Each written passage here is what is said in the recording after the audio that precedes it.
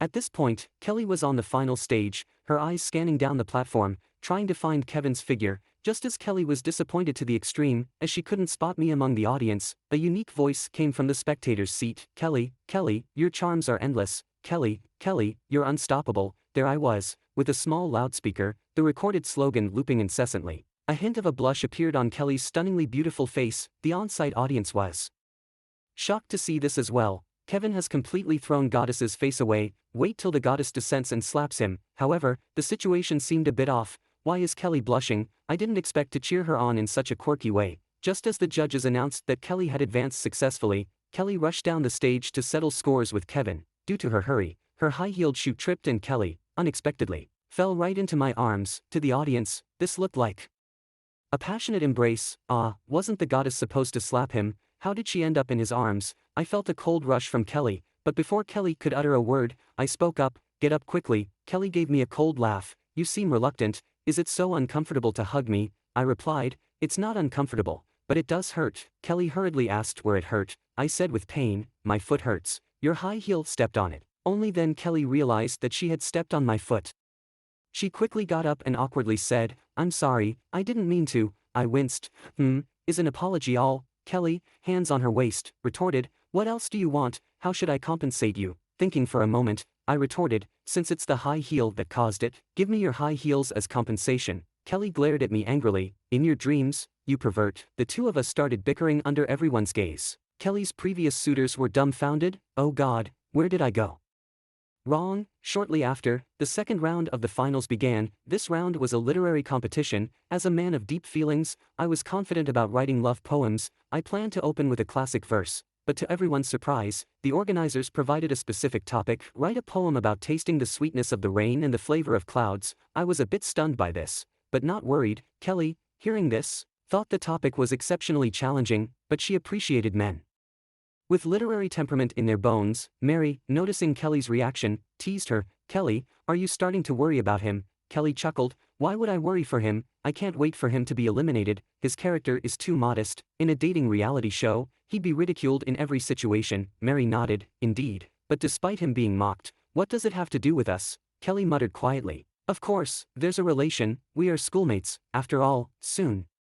The given 5-minute time was up. Contestants came up on stage one by one. Each of them managed to craft a few verses, but the quality was underwhelming, lacking theme and rhyme. The judges were visibly disappointed. By the time it was my turn, the atmosphere was deadly dull. Despite everyone worrying about my ability to produce a quality poem, Kelly cheered me on from the crowd with a small loudspeaker. Go, Kevin. The participation is what counts. If you lose, I'll introduce you to my beautiful roommate. I gave a faint smile on stage and started reciting the poem amidst the crowd's anticipation. After hearing my poem, people at the venue were floored. Who would have thought this guy is so talented? What an evocative poem. Those who understood the poem were asked to face the wall in contemplation. Kelly, who also understood my poem, was amused and at the same time, a bit angry. What a lustful man. Unsurprisingly, I advanced to the next round. Right after I stepped off the stage, a cold voice beckoned, don't move. I turned around asking, what's the matter? Kelly replied coldly, your poem was good, it shows your rich life experience. I laughed and responded, of course, art stems from life. Haha. My comment infuriated Kelly, who accused, you scoundrel, I misjudged you, leaving me baffled. Once Kelly walked away, she expected me to follow and clarify. However, I stayed put, which upset her even further. Mary, who was at her side, consoled her. What's wrong with you, Kelly? Why are you getting angry so easily? Kelly asked. Do you think Kevin is a love rookie? Upon hearing this, Mary exclaimed, how would I know? Kelly continued, this guy looked like an honest man with his big tote bag at our first meeting, but turns out he's quite cunning. That poem speaks volumes about him. Mary chuckled. You're projecting Kevin as your boyfriend? Generally, women respond like this only when the boyfriend isn't the first-time heartthrob. Kelly replied, stop joking, I'm not projecting, I just. Mary comforted her, Kelly, it's just a poem, it doesn't confirm anything. Actually, guys like Kevin are quite good. I also like guys who can drive a car.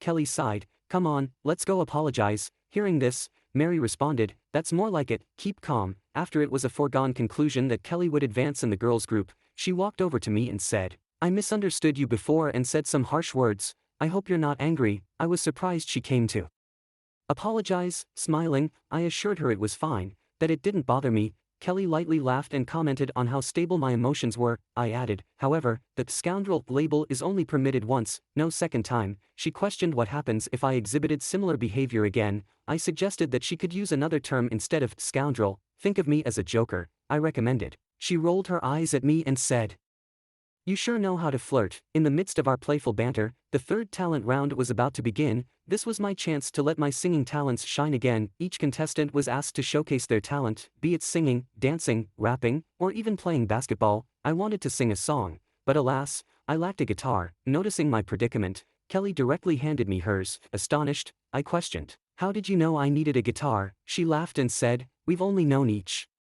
other for 2.5 days, but I know you very well." Not believing her, I dared Kelly to guess what I was thinking about. She landed a punch on my arm exclaiming, "I see mischief in your eyes, hold it back." She got it, bang on. In reality, I was thinking about her strapless dress. Annoyed, Kelly huffed, "Here's the first singer, he is just about to perform." The music scenario in this parallel universe was not as impressive. Suddenly, Kelly nudged me. "What song are you going to sing?" I replied, "Crossfire." Intrigued, she asked the meaning of the song as she had never heard of it. I simply said, "You'll understand in a while." It was soon my turn to perform. The crowd erupted into thunderous applause. People were cheering, "Give your best shot, Bag Warrior." The excited audience murmured, "Look at him with Kelly's guitar, lucky guy." Under everyone's gaze, I started singing Crossfire passionately. As the guitar's opening notes rang out, the entire venue quieted down. My voice, full of soul and emotion, moved everyone in the audience to tears. In no time, several eyes welled up. As I reached the climax of the song,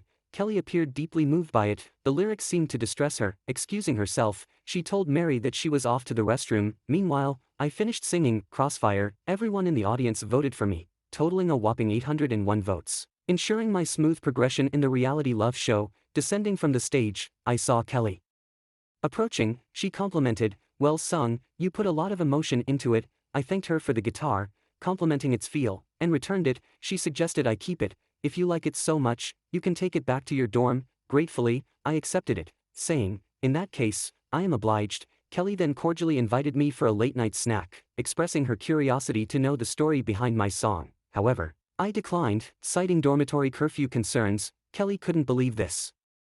Antithesis. Just then, the reality show producers announced an unexpected twist, a bonus round of competition against another campus heartthrob. The explanation came, "We're broadcasting the campus dating reality show live. The two of you must start your live stream. The final result will be based on the heat level of your broadcasts." Many were outraged with this sudden rule change. It seemed clear to them this was just a way of rigging a challenge. After all, my opponent was Machi, a well-known influencer with millions of fans. Despite the severe situation, I was introspective, conceding, "A real strongman never complains about his circumstances."